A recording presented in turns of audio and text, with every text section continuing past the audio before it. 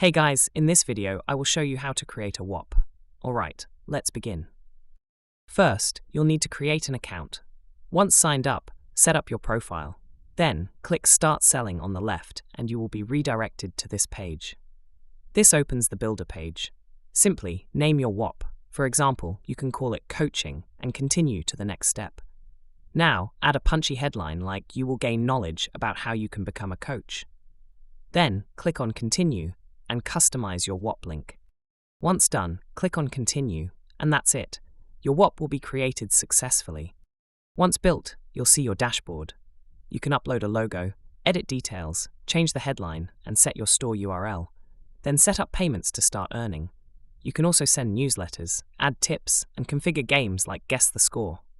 When done, scroll down to access and manage your Whop, or preview it as a visitor. So that's basically how you can create a Whop. And that's it for this video. If you find this helpful, consider subscribing and giving this a big thumbs up. Thanks!